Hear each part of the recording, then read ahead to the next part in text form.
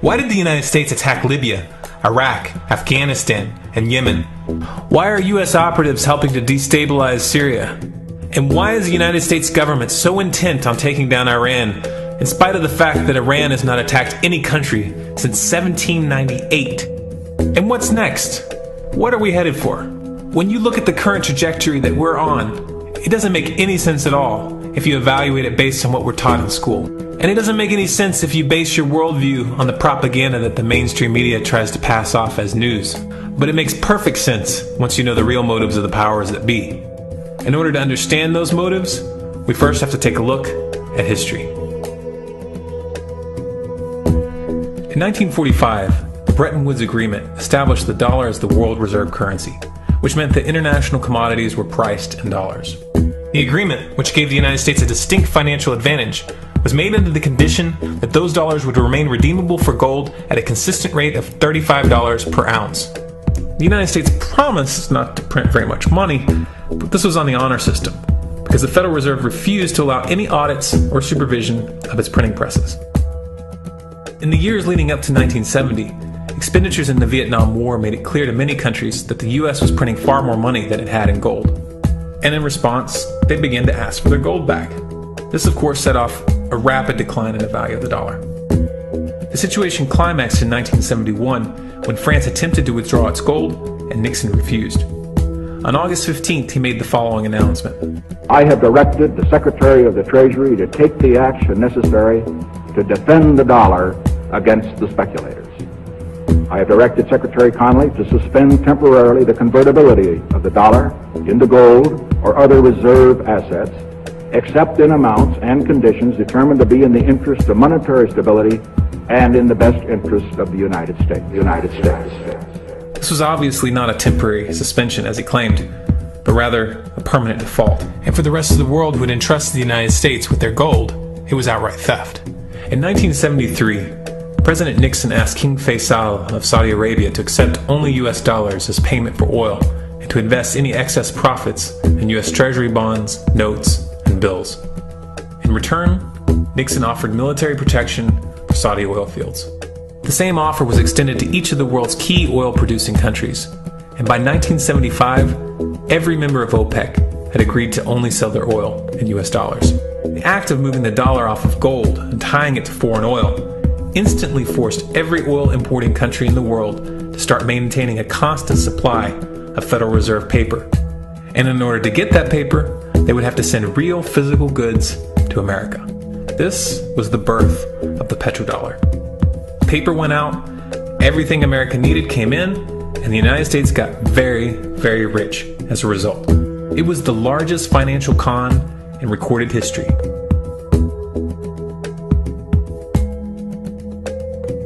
The arms race of the Cold War was a game of poker. Military expenditures were the chips, and the US had an endless supply of chips. With the petrodollar under its belt, it was able to raise the stakes higher and higher, outspending every other country on the planet, until eventually US military expenditures surpassed that of all other nations in the world combined. The Soviet Union never had a chance. The collapse of the communist bloc in 1991 removed the last counterbalance to American military might. The United States was now an undisputed superpower with no rival. Many hoped that this would mark the beginning of a new era of peace and stability. Unfortunately, there were those in high places who had other ideas. Within that same year, the US invaded Iraq in the first Gulf War. And after crushing the Iraqi military and destroying their infrastructure, including water purification plants and hospitals, crippling sanctions were imposed which prevented that infrastructure from being rebuilt. These sanctions, which were initiated by Bush Sr. and sustained throughout the entire Clinton administration, lasted for over a decade and were estimated to have killed over 500,000 children. The Clinton administration was fully aware of these figures. We have heard that 500,000 children have died. I mean, that's more children than died in Hiroshima. And you know, is the price worth it? I think this is a very hard choice, but we think the price is worth it. Miss Albright, what exactly was it that was worth killing 500,000 kids for? In November of 2000, Iraq began selling its oil exclusively in euros. This was a direct attack on the dollar and on U.S. financial dominance, and it wasn't going to be tolerated. In response, the U.S. government, with the assistance of the mainstream media, began to build up a massive propaganda campaign claiming that Iraq had weapons of mass destruction and was planning to use them. In 2003, the U.S. invaded, and once they had control of the country, oil sales were immediately switched back to dollars. This is particularly notable due to the fact that switching back to the dollar meant a 15 to 20% loss in revenue due to the euro's higher value. It doesn't make any sense at all unless you take the petrodollar into account. So I came back to see him a few weeks later, and by that time we were bombing in Afghanistan. I said, "Are we still going to war with Iraq?" And he said, "Oh, it's worse than that." He said, he reached over on his desk, he picked up a piece of paper, he said, I just got this down from upstairs, meaning the Secretary of Defense's office today, and he said, "This is a memo that describes how we're going to take out 7 countries in 5 years, starting with Iraq and then Syria, Lebanon, Libya, Somalia, Sudan, and finishing off Iran. Let's take a look at the events of the past decade and see if you see a pattern. In Libya, Gaddafi was in the process of organizing a bloc of African countries to create a gold-based currency called the dinar, which they intended to use to replace the dollar in that region. US and NATO forces helped destabilize and topple the Libyan government in 2011, and after taking control of the region, US armed rebels executed Gaddafi in cold blood and immediately set up the Libyan central bank. Iran has been actively campaigning to pull oil sales off of the dollar for some time now, and it has recently secured agreements to begin trading its oil in exchange for gold. In response, the US government, with mainstream media assistance, has been attempting to build international support for military strikes on the pretext of preventing Iran from building a nuclear weapon. In the meantime, they established sanctions which US officials openly admit are aimed at causing a collapse of the Iranian economy. Syria is Iran's closest ally, and they are bound by mutual defense agreements. The country is currently in the process of being destabilized with covert assistance from NATO, and though Russia and China have warned the United States not to get involved, the White House has made statements within the past month indicating that they are considering military intervention. It should be clear that military intervention in Syria and Iran isn't being considered. It's a foregone conclusion, just as it was in Iraq and Libya. The U.S. is actively working to create the context which gives them the diplomatic cover to do what they already have planned.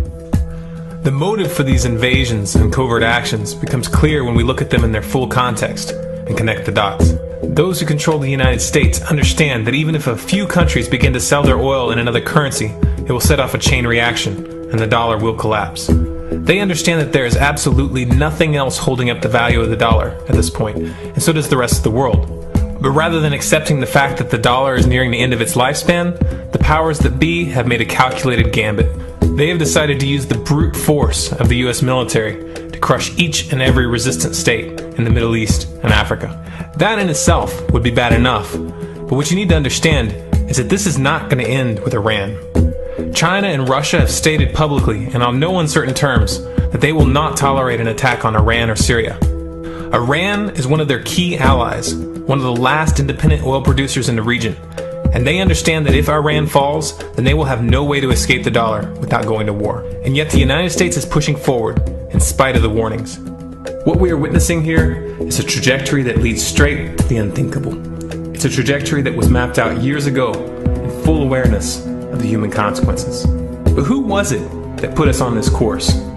What kind of psychopath is willing to intentionally set off a global conflict that will lead to millions of deaths just to protect the value of a paper currency? It obviously isn't the president.